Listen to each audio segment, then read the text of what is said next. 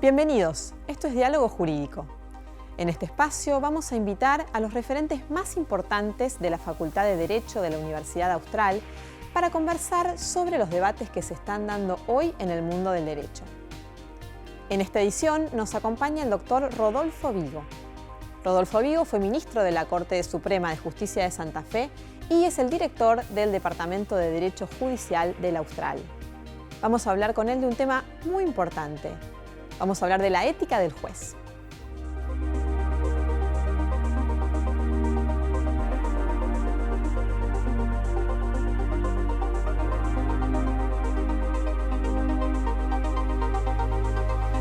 Estamos hoy con Rodolfo Vigo. Vigo nos acompaña desde Santa Fe por esto de la pandemia, hoy será por Zoom nuestro encuentro. Hola Rodolfo, ¿cómo estás? ¿Qué tal, Paz? ¿Cómo te va? ¿Qué decís? Rodolfo, me gustaría empezar conversando con vos, además de tu enorme experiencia en la justicia, vos has escrito un código modelo para Iberoamérica de ética judicial y me interesaba empezar conversando sobre este tema de la ética. Si un juez se ajusta a la ley y dicta sus sentencias y se comporta sin incurrir en mal desempeño, ¿cuál es el espacio para la ética? ¿Qué más se necesita? ¿Dónde juega la ética judicial? Sí, me parece interesante esa distinción entre el derecho y la ética, que habitualmente los juristas no tenemos claro, entre otras cosas porque, como vos sabés perfectamente bien, dado que sos también licenciada en Derecho, se nos enseña que una cosa es el derecho, otra cosa es la ética, que no tiene nada que ver con el derecho. Sin embargo, primero una observación, efectivamente, a mí la Cumbre Judicial Iberoamericana, las 22 Cortes Supremas, nos piden a Manuel Atienza y a mí que redactemos un código modelo de ética judicial, por ende la autoría es tanto de Atienza como mía, si bien luego en el 2006 la aprueba la Cumbre Judicial Iberoamericana de las 22 Cortes Supremas. Yendo a la pregunta, efectivamente me parece interesante. ¿Por qué? Porque habitualmente uno podría distinguir como tres grupos dentro de una determinada profesión, como tres grupos. El primer grupo son aquellos que ni siquiera cumplen los deberes jurídicos, lo que manda la ley. Indudablemente todo lo que manda la ley lo respalda la ética. Que no podamos vender sentencias es obvio, que eso lo sabemos por la ética, pero es algo tan grave que además el derecho lo asume con los medios que tiene el derecho, por ejemplo la coerción. Entonces, un primer sector muy reducido son aquellos que ni siquiera cumplen los deberes jurídicos. Luego está el grueso, donde estamos la gran mayoría, que somos los mediocres en el sentido que nos limitamos a cumplir con los deberes jurídicos, pero ni tan ni muy. Somos aquellos que, en definitiva, hacemos el esfuerzo mínimo indispensable para no tener problemas jurídicos y nada más.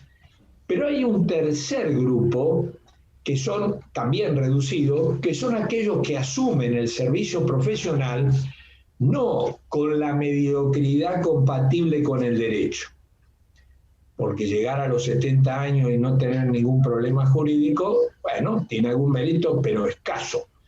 Y en este tercer grupo son aquellos que asumen el servicio profesional con un compromiso con la excelencia. De algún modo, este tercer grupo es el grupo a los que la sociedad reconoce y premia poniéndole sus nombres a las calles, levantándole monumentos, poniendo sus nombres a las aulas, etcétera, etcétera. Y quizás un buen ejemplo de lo que yo estoy diciendo es, por ejemplo, San Martín. San Martín no tenía ningún deber jurídico de asumir la epopeya de la libertad de los pueblos, en lugar a lo mejor de quedarse allá en Mendoza, saboreando un buen vino y jugando con sus amigos, en fin, a las bochas supongo, asume esta gesta libertaria porque su conciencia ética de algún modo le reclamaba una entrega que iba mucho más allá del derecho. Entonces, en definitiva, el derecho es compatible con la mediocridad, la ética supone un compromiso con la excelencia. Obviamente la ética no puede pedirte lo que no podés dar, pero la ética sí te puede pedir que vos te brindes todo lo que está a tu alcance para el mejor servicio profesional. Un compromiso con la excelencia en el ser y en el parecer. No es importante que vos duermas tranquilo con tu conciencia, sino que lo importante es que la sociedad duerma tranquila, teniéndote a vos ejerciendo un poder que debiera y que además la sociedad cubre el presupuesto de tu sueldo y de los demás servicios. Esto es más o menos lo que podríamos señalar al hilo de tu pregunta, esto de la mediocridad del derecho y de este compromiso, ¿no? Y podemos seguir Favaloro, en fin. O sea que, a ver si te sigo, Rodolfo, es un plus, o sea, es un plus. ¿Y en qué medida entonces este plus es exigible y puede ser obligatorio? No, me parece muy oportuna, Paz, tu pregunta, porque a veces hay esta duda de cómo se acredita, cómo se puede de algún modo corroborar el perfil ético de un candidato. Es que efectivamente los que comparten nuestra vida, de algún modo se van formando un juicio ético sobre nuestra identidad ética, ¿no? Un juicio ético, nuestra personalidad ética, nuestro color ético, por decirlo de algún modo. Es que, es claro, en la medida que nosotros compartimos la vida, ellos van juzgándonos y reconociendo esa identidad. Por ejemplo, será muy fácil, suponete, ir a la Universidad Nacional del Litoral y ahí preguntarle a los empleados administrativos qué opinión tienen sobre mí. Y a lo mejor te dicen cómo soy de educado, maleducado a la hora de pedir el registro, a la hora de entregarlo, si saludo, etcétera, etcétera. Eso habla de un perfil ético, de una exigencia ética que es afabilidad, cortesía. También le podés ir a preguntar a los alumnos qué nivel de responsabilidad tengo yo como docente, cómo me reconocen, si soy un irresponsable, que llego a cualquier hora, me voy a cualquier hora, no preparo ninguna clase, no tengo ni idea de lo que voy a hablar, en fin, hablo todas las cosas con un nivel de ligereza, liviandad absoluta, eso habla de responsabilidad. También le puedo preguntar a los alumnos cómo soy a la hora de tomar el examen, cuán justo soy, si de pronto apruebo amigos o los amigos de mis hijos, etcétera. Eso habla también de cierta preocupación por la justicia. Le podés preguntar a mis colegas de la facultad qué nivel de integridad, de confianza inspiran, o si yo más bien trato de quedar bien con Dios, con el diablo, para arriba, para abajo, a la izquierda o a la derecha, de algún modo esta identidad ética. Incluso vale la pena subrayar este contraste con el mundo anglosajón, porque ahí puede llamar la atención.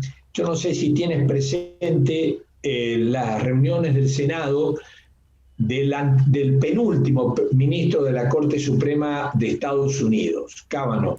Ahí puede llamar la atención que uno de los cuestionamientos éticos que se le hizo a este candidato fue lo que había hecho en una reunión estudiantil cuando tenía casi 18 años. ¿Te imaginas vos lo que puede ser entrar a investigar nuestros candidatos por lo que hicieron a los 17 y 18 años? Resultaría absolutamente inaudito. Interesante ese punto, ¿no? Vinculado con la vida privada de los jueces. Pero ese es otro tema, sí. Ese es otro tema, digamos, y lo vemos, el tema de la vida privada. Lo que quiero decir, el contraste, simplemente marco un dato de la realidad, que allá se parte de la base de aquel dicho, genio y figura hasta la sepultura, que puede sonar para nuestros oídos exagerado. Pues yo me imagino que si entran a averiguar lo que yo hacía a los 18 años, probablemente a lo mejor me saquen la matrícula de abogado, no sé. Pero bueno, ese es un poco el tema, la diferencia, lo que quiero marcar, esto que a nosotros, vos legítimamente te interrogas, ¿será procedente? ¿Cómo será esto? Allá no, allá es un cuestionamiento que se asimila, quizás porque como en el common law no pasó la Revolución Francesa por ahí, el proceso de codificación, ahí se siguió repitiendo aquello de Roma. Para ser juez, primero un hombre bueno y en segundo lugar, perito en derecho. Esa es un poco la idea del juez. Nosotros no, más bien perito en derecho y punto. Esa es un poco nuestra formación. Allá se supone que si uno es, aunque sea un gran jurista, entre comillas, si uno es una mala persona, es deshonesto, qué sé yo, corrupto, etcétera, la experiencia indica que si uno le da la mejor ley a alguien que es un corrupto, probablemente no sacará nada bueno de esa mejor ley. Y si le doy la peor ley a una buena persona, probablemente le encontrará la vuelta para encontrar la mejor respuesta. Después igual quiero que volvamos a este tema de cuánto debe uno mirar la vida privada de los jueces. Pero antes, relacionado con esto de lo que está usted hablando, ¿cree que hoy cuando se selecciona a los jueces, la evaluación que se hace es una evaluación lo suficientemente completa y acabada de los candidatos? Fíjate que de algún modo me parece que quería mencionar un poco la experiencia argentina, el decreto 222 de Kirchner, que de algún modo intenta también poner de relieve y evaluar esta idoneidad ética. En el fondo uno podría decir que hay como 6 idoneidades que se ponen en juego a la hora de identificar un candidato para ser juez. La idoneidad cognoscitiva, no científica, que conozca el derecho. Porque como sabemos, después de Nuremberg sabemos que saber la ley no es saber derecho. Saber derecho. Nosotros nos encargamos de jurisdictio, no legis dictio, jurisdictio, decir el derecho. La idoneidad aplicativa, prudencial, no lo queremos a para que dé clases, lo queremos para que diga el derecho en un expediente. Y todos sabemos que uno puede ser un gran académico y pésimo abogado o juez. Entonces la idoneidad aplicativa.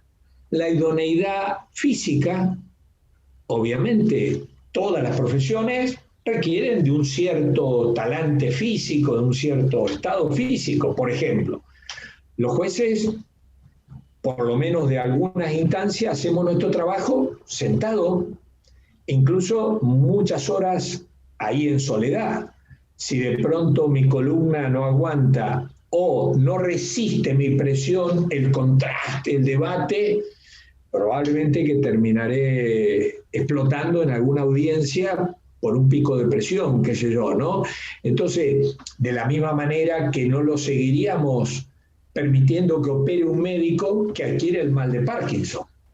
Quizás no le daríamos tampoco la licencia para conducir un vehículo, un taxi o un bus a alguien que es ciego, al menos por ahora. Entonces, cierta idoneidad física siempre aparece. La idoneidad psicológica, en fin, más allá de que la psicología es una ciencia blanda, probablemente todos conocemos personas que no le daríamos poder, porque bueno, por los motivos que sean, pero uno advierte muy claramente con evidencia que hay ciertas personas que, en fin, como se dice popularmente, en algún momento dado del año se le sale la cadena y pierde todo tipo de equilibrio emocional, etc.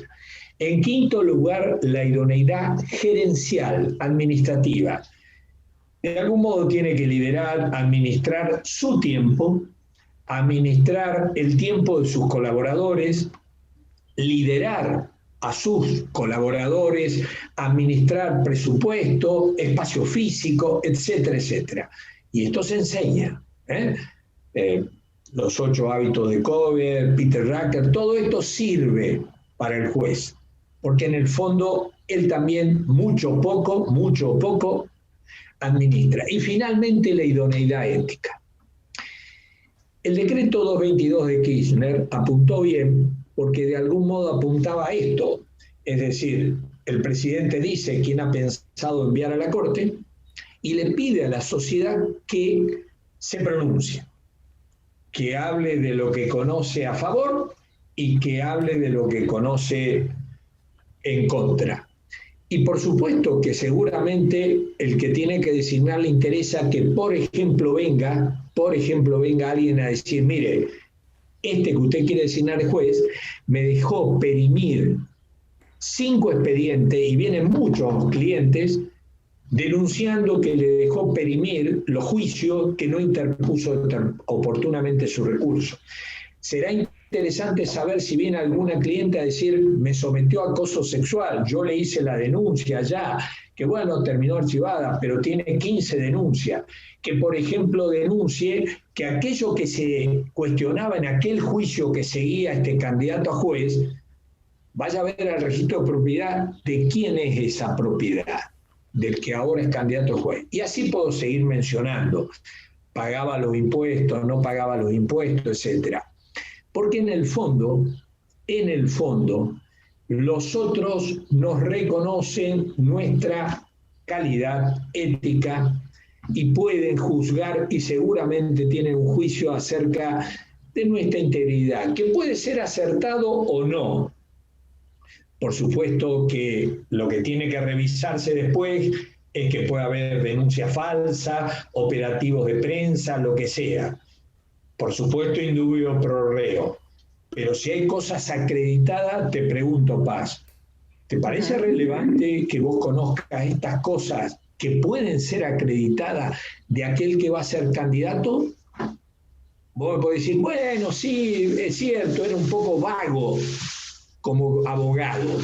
Es cierto que dejó perimir 50 juicios de distintos clientes.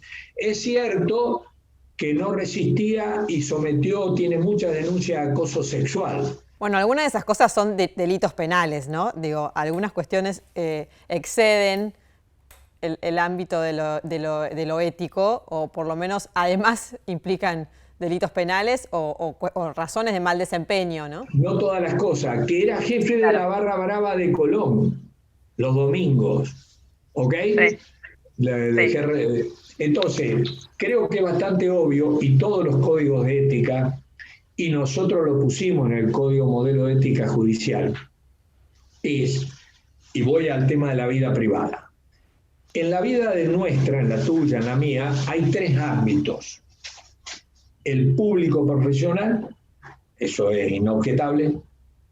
El público no profesional, lo que yo hago en la vía pública, y seguramente si soy jefe de la barra brava los domingos de Colón y entro, en fin, dirigiendo la barra brava y me ven subido a los alambrados, insultando al lineman, bueno, seguramente causa penal no tendré, me imagino, pero yo te pregunto, ¿qué onda si estamos hablando que el jefe de la barra brava es tu psicólogo, tu médico o tu juez, el que lleva tu expediente? ¿Ok? Y esto es así, el ámbito público no profesional. Por eso incluso las leyes entran en cuestiones éticas. Suponete, casi muchas leyes orgánicas dicen que los jueces no podemos asistir con habitualidad a la sala de juego. Y uno podría decir, bueno, pero a ver, sí, soy vicioso, pero eso no me hace un corrupto, ¿sí o no? Ahora bien, ¿qué nivel de confianza y legitimidad? En términos sociales, está claro, en consecuencia, como digo, el ámbito público no profesional, ahí también se juega la legitimidad. Lo que yo hago en una fiesta, lo que yo hago en una vía pública. Y te pongo el ejemplo de una especie de sanción ética que impuso el Tribunal de Ética del Paraguay a 3 ministros de la Corte Suprema. ¿Qué habían hecho? Ninguna falta jurídica, pero sí una falta ética en orden a la credibilidad. ¿Cuál fue? Salió una foto en el diario ABC de Asunción del Paraguay, en donde aparecían, si mal no recuerdo, un dirigente político muy importante con estos 3 ministros. Bueno, deber jurídico ninguno, pero la pregunta, ¿esto aporta a la legitimidad y a la confianza ciudadana? ¿Qué te parece? ¿Qué pensará tu madre, tu tía? Que generalmente a veces el riesgo es que los juristas nos cuesta a veces advertir esto, que es bastante lo que llamamos el observador razonable.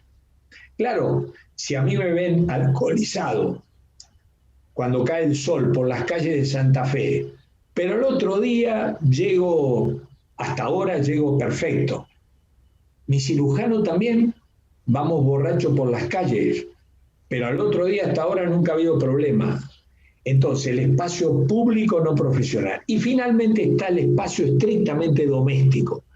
Lo que yo hago en el baño de mi casa no le interesa a nadie, en la medida que no trascienda, obvio. Si de pronto el barrio se empieza a enterar y empiezan a aparecer cosas.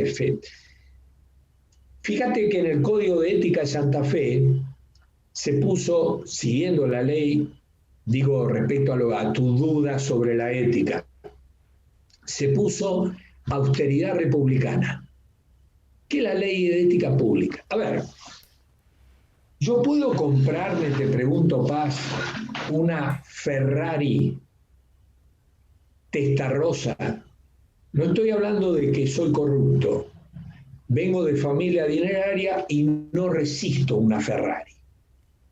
Y me gusta andar descapotado con las canas al viento, en fin, vestido de determinada manera, inventar la voz, apelo a tu imaginación. A ver, la austeridad republicana, porque si yo no resisto ser austero, no debo elegir ser juez, si no me obligan a ser juez. ¿Y por qué? ¿Por qué un juez, en este caso, ¿no? Estamos hablando de bienes comprados legítimamente, con dinero declarado, digo, ninguna cosa extraña? ¿Por qué un juez no puede tener un auto caro si lo ha heredado o por el motivo que sea? ¿No corremos el peligro de terminar uniformando a todos los jueces dentro de un determinado esquema? A ver, lo que estamos poniendo es un límite negativo, pero positivamente podés comprarte una enorme variedad de autos. Yo estoy hablando de una Ferrari, una enorme variedad, la que quiera. Yo tengo un C4, pero bueno, un auto... Lo que quiero decir es esto. El poder dante tuyo, ¿quién es? La sociedad. La sociedad tiene un poder. En ese poder está de algún modo, si tenés conciencia democrática, procurar ser como la sociedad quiere que sea, procurar control racional. Una suerte de ser y parecer, ¿no? Ser y parecer como le gusta a la sociedad. ¿Qué está pasando hoy? Porque muchas de esas normas de las que hablamos existen, por ejemplo, la imposibilidad de concurrir asiduamente a locales de juego y demás. Y lo cierto es que, a pesar de que esas normas, muchas incluso, digo, están en la ley, están en las leyes de ética pública, están en el Reglamento de Organización de la Justicia Nacional, por ejemplo, sin embargo, lo cierto es que evidentemente no logran el objetivo buscado, porque cuando uno ve todas las encuestas que se han conocido en los últimos años sobre la percepción de la sociedad sobre la justicia y los jueces particularmente, la verdad es que la imagen es muy mala. Digo, esto lo ha blanqueado la propia Corte Suprema. Recuerdo hace algunos años cuando el entonces presidente de la Corte, Lorenzetti, decía que hizo pública una encuesta que decía que solo los gremios tenían peor imagen que los jueces dentro de todas las instituciones. ¿A qué se debe? Yo lo que te diría, para no incurrir en petición de principios, es que justamente la pregunta, esas exigencias, como vos señalabas, muchas están. Ahora, la pregunta no es cómo nos generan ese resultado favorable, más bien la pregunta sería previa, ¿se cumplen esas reglas y exigencias éticas? Y probablemente coincidirás conmigo que lo más probable es que en nuestra sociedad no se cumplen muchas de estas exigencias. Yo no quiero ponerme el modelo de nadie, pero lo cierto es, a ver, ¿qué es lo que...? Pero mira, cuando nos pusimos a hacer el código de ética, incluso yo colaboré con el código de ética del Paraguay, hicimos un relevamiento de la opinión pública en Paraguay que quería la sociedad de los jueces. Y la verdad que era algo casi imposible de lograr. Pero cuanto más cerca mejor, cuanto más lejos. Querían jueces que no tuvieran ni colesterol. Entonces, de algún modo, el problema es conciencia democrática. Procurar ser, y si a uno, por ejemplo, piensa, como decía yo, que no resisto la Ferrari, no resisto, pero pensá vos lo que significaría yo llegar a mi casa en Santa Fe, mis vecinos me ven llegar con una Ferrari. A ver, espontáneamente, ¿cuál será el juicio? Que me han visto, en fin, me han visto crecer aquí en Santa Fe. Seguramente esto aporta o no aporta a mi legitimidad. Y no te olvides que la legitimidad de un juez se hace, se logra. Por supuesto, haciendo bien el trabajo, lo que Robert Alexis llama legitimidad argumentativa, la legitimidad política argumentativa, pero también un poco ser y parecer conforme a lo que pide un observador razonable. Esta es una fórmula que está en los principios Bangalore de Naciones Unidas, en el Código de Ética lo pusimos para Iberoamérica, un observador razonable. No están buscando una persona para los altares, están buscando una persona que más o menos responda a cánones que son muy obvios, son muy evidentes, más o menos. ¿Habrá zonas discutibles? Ok. Ahora yo te pregunto, ¿yo puedo emborracharme y salir por las calles? ¿Puedo colarme a fiestas y, en fin, comportarme en esa fiesta? ¿Cuánto va a afectar mi legitimidad? Esa es la pregunta. Y en consecuencia, si yo pienso que me gustan demasiado las fiestas para renunciar a ellas y comportarme de ese modo, bueno, lo aconsejable es que no sea juez, porque el paquete de juez que acepto voluntariamente, nadie me obliga a esta restricción de la privacidad. La Corte Suprema ha dicho, ya en el fallo Morales Solá, que la privacidad del funcionario público, por eso, ¿te acuerdas? El tema de la real malicia. Sí, claro. Exactamente. Entonces, el funcionario público tiene restringida su privacidad. Sí, obvio. Y si uno no la quiere que la restrinja, no es funcionario. Facilísimo.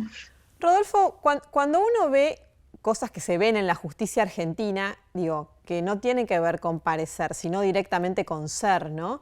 La preocupación, más allá de estas cuestiones, digo, de no ir a la cancha y aparecer gritándole al referee, parecería ser que el problema está más en los organismos de control que deberían controlar lo más básico para empezar. Y después, digo, no es demasiado fino cuando estamos ante situaciones donde, digo, Consejo de la Magistratura de la Nación parece ver pasar elefantes, ¿no? Digo, casos directamente de corrupción judicial. Me parece, sí, atinado. En definitiva, llegamos a la madre del borrego, a la sociedad. La verdad que la sociedad argentina hay una desvalorización, justamente digo, una pérdida de valores, de identidad, de criterios, de algún modo de criterios sobre lo que está bien, lo que está mal, todo vale, sociedades líquidas, en fin. Y en consecuencia los jueces terminan siendo parte de esa sociedad. De todas maneras, a mí me parece que efectivamente a la hora de acreditar esas 6 idoneidades que yo te señalaba, me parece que hay una tentación, una inercia de seguir midiendo de una manera sobredimensionada la idoneidad cognoscitiva. Y la verdad, yo he sido 23 años juez, la verdad es que si uno sabe leer, voy a exagerar, si uno es abogado, voy a exagerar, pero en definitiva lo decisivo está acá, inspectore, la conciencia mía. A ver, porque llega un momento que el juez puede elegir paz. Yo tengo dos colegas, viene un voto que le hace ganar al actor, viene un voto que le hace ganar al demandado. Yo tengo que elegir qué voto, qué firmo, mi conciencia ética. Y el derecho es re tonto, es fácil engañarlo el derecho, facilísimo. ¿O vos querés que se garantiza la imparcialidad judicial con las causas de recusación y excusación? Eso no se lo cree ni mi madre, obvio, ¿sí o no? Aquí está la independencia. Entonces, yo puedo elegir, y entonces calculo, pongo cara de preocupado, y digo, a ver, si le hago ganar a esto, está buenísimo, me van a salir a aplaudir. Si le hago ganar al otro, me van a salir a escrachar, me visto el dolor de cabeza. No estoy hablando de corrupción estrictamente hablando, o sí, pero bueno, no estoy hablando de algo delictivo. Puedo elegir mi conciencia ética. ¿Dónde llega la ética? Donde llega la ética y convence, sobra el derecho.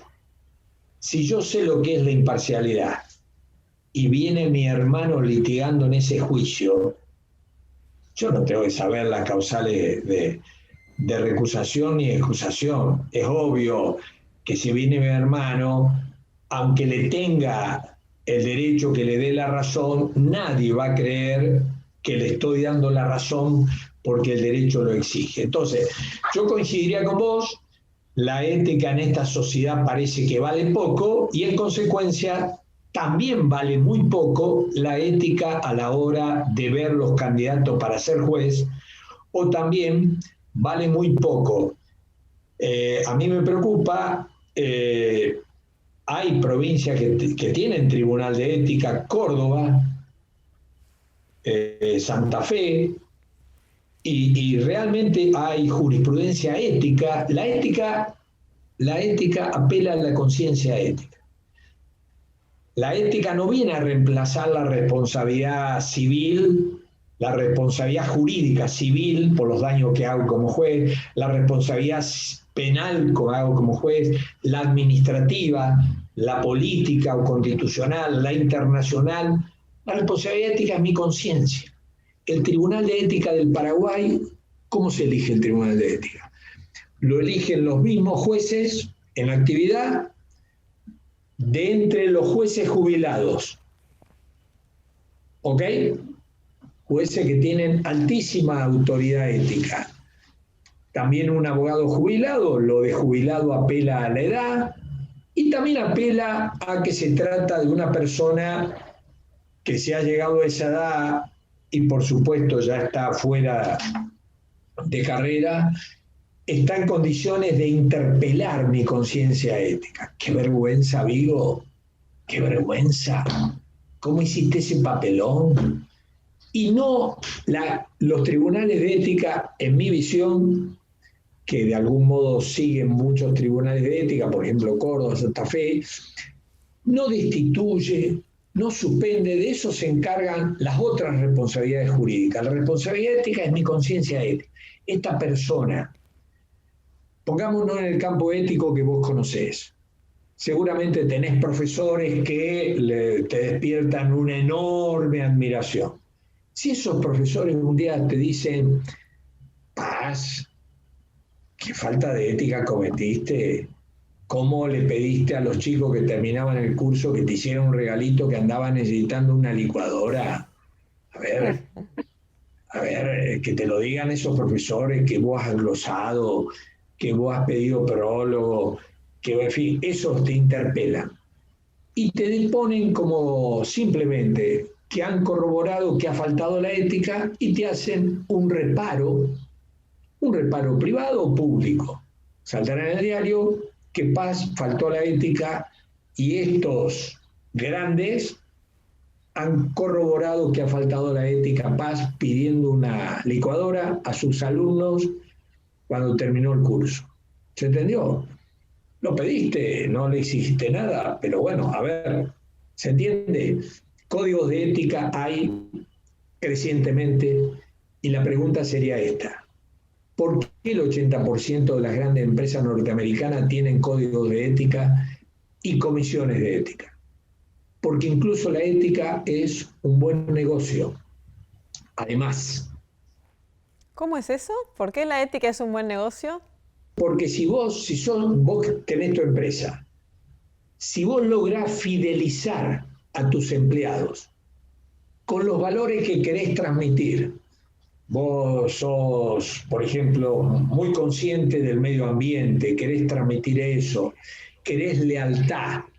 Hay muchos secretos que saben tus empleados, muchas cosas que pasan por su vista y su conocimiento, mucha capacidad de iniciativa que no están obligados jurídicamente, pero pueden mejorar el trabajo que hacen. Y las empresas saben que hacen un buen negocio tener gente comprometida con esa empresa y no procurar incluso la identidad de los valores que transmiten esos productos de esa empresa. ¿Se entiende lo que digo? Ujú. Y esto es un buen negocio, por supuesto. La ética es un poco los buenos y malos jueces tienen, cualquier profesión tiene un efecto expansivo, ¿no? ¿Qué querés con los periodistas? ¿Qué querés con los jueces? ¿Qué querés con los políticos? Etcétera, etcétera. Pero una sociedad donde dice, bueno, suponete una sociedad que llega a decir, bueno, en fin, sí, está bien, roban, pero bueno, pero hacen. Claro, es una sociedad complicada para mirar su futuro, ¿sí o no? Claro. Rodolfo, me gustaría, ya estamos cerrando, pero me gustaría preguntarte dos cosas vinculadas con la independencia judicial. Por un lado, ¿cuánto debe importarle a los jueces y cuánta atención deben prestar los jueces respecto de lo que se dice de ellos y las lecturas que hacen los medios de comunicación sobre sus fallos? En ese sentido, en la ética judicial lo que hemos dicho es que es conveniente generar, como ha generado la Corte Suprema y como ha generado muchos poderes judiciales, podríamos decir que han generado eso que se llama vocero, encargado de los medios, que se encarga de explicar el fallo frente a dudas legítimas que de pronto puede generar ese fallo. Hay una conciencia que los jueces no hablan solo por sus fallos. Tiene que haber una responsabilidad institucional del Poder Judicial para tratar de transmitir, bajar a la comprensión pública lo que van decidiendo. Este esfuerzo que tiene que hacer el Poder Judicial. De hecho, hay documentos, la Carta de Derecho del año 2002 en Iberoamérica, dice que el juez le habla y tiene que hacerse comprensible a las partes, no a los abogados, a las partes. Sí, otro enorme capítulo es el lenguaje judicial. Pero vinculado con lo que vos decías, a veces los jueces sienten que se hace un injusto tratamiento de sus decisiones. ¿Cuánto les tiene que importar esto? A veces los jueces saben que un determinado fallo, aunque lo consideren justo, va a ser leído de una determinada manera y que eso se van a someter a... Sí. A ver, efectivamente eso existe, los jueces sabemos el ruido que va a generar ese fallo, pero de algún modo uno no va a cambiar el criterio, pero sí puede cambiar el modo de decirlo. Advertir, no te olvides que la parte del fallo que se llama retórica no solamente tiene que tener buenos argumentos, sino hay que brindarlos a los argumentos de una manera persuasiva, seductora incluso. Los griegos hablaban, hay un término griego, pathos, TH, procurar que el auditorio al que le hablas genere buena onda, podríamos decir, en un lenguaje menos técnico, ¿no? Entonces, bueno, yo creo que hay un capítulo ahí entre medios de comunicación y poder judicial muy importante, hay una gran sospecha, prejuicio, hostilidad. Por eso me parece muy oportuno alentar De hecho, en el Poder Judicial lo hicimos acá y allá también. Hay diplomados en periodismo judicial, diplomados en periodismo judicial, generar puentes, conocernos. El periodista obviamente le vale la mera sospecha y de pronto comunica, ¿cierto? El juez tiene más allá de toda duda razonable. Entonces miran el mismo hecho desde distintos lugares, hay que comprendernos, pero tiene que haber en el Poder Judicial un esfuerzo por no lograr la aceptación del periodista, pero sí hacer todo lo que está a su alcance para que la lectura que haga el periodismo y la sociedad no sea distorsionada. Si es de mala fe, bueno, eso no tenemos cura, pero no distorsionada, explicarla todo lo que podemos explicar. A veces los juristas me parece que incurrimos en una especie de juridicismo, autismo jurídico, y nos cuesta esto de bajar a nivel de lo que vos decías, lenguaje sencillo, claro y breve, y breve. La mejor oración es la que tiene un sujeto, un predicado y un verbo. Un renglón. Nosotros esos textos, el punto va después de 10 renglones, sospecho que la sintaxis deja mucho que desear. La última vinculada con independencia, que hemos escuchado varias veces al actual presidente de la Corte, Carlos Rosenkrantz, hablar de que los jueces tienen que ser independientes también de sus propias convicciones y de sus propias ideologías. No, está muy bueno. Vos sabés que uno se dedica al campo de la teoría del derecho y este tema es un tema que obviamente lo estudiamos, ¿no? Incluso más, hay una escuela de hermenéutica alemana, Kaufmann, Hassemer, Cohen, bueno, que habla de que ningún jurista llega al caso como una tabula rasa. Todos llegamos con prejuicios, precomprensiones, con cierta expectativa de sentido. El esfuerzo que tiene que hacer el juez, y hay modos, mecanismos para procurarlo, que no garantiza el resultado, pero sí favorecen una posibilidad.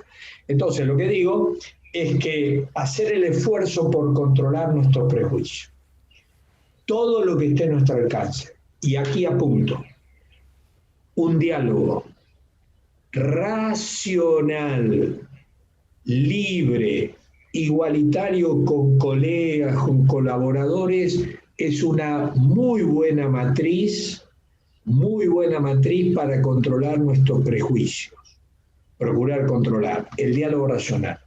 El respeto del precedente. No podemos seguir manteniendo esta oscuridad sobre el precedente. ¿Por qué donde el derecho lo hacen los jueces, como hay seguridad jurídica? Porque ahí, para cambiar un precedente, overruling o distinguishing, es muy grave. Y por eso uno puede ver un juez que es antiaborto y conservar Roe versus Wade, porque no se dan las condiciones para cambiar el precedente. Ahora, si yo creo que el cambio de personas justifica el cambio del precedente, no hay ninguna posibilidad de seguridad jurídica. Si yo creo que el juez, una vez que juró, le va a hacer decir a la Constitución lo que él piensa que dice y no le importará nada lo que viene diciendo el Poder Judicial, estamos en problema. Entonces, diálogo racional, respeto del precedente, conciencia ética, procurar esto de controlar nuestros prejuicios, mirar las consecuencias. El argumento consecuencialista es un argumento que a veces sirve para advertir nuestros prejuicios. Esto que digo yo acá, ¿qué pasa si lo digo en este otro caso? En fin, nada garantizará que no estoy juzgando según mis prejuicios, pero lo que exige la ética, que no puede exigir imposible, que hagamos todo lo posible para controlarlo. Me parece que esa es un poco la clave. Después somos personas, ni dioses ni bestias, como diría Aristóteles.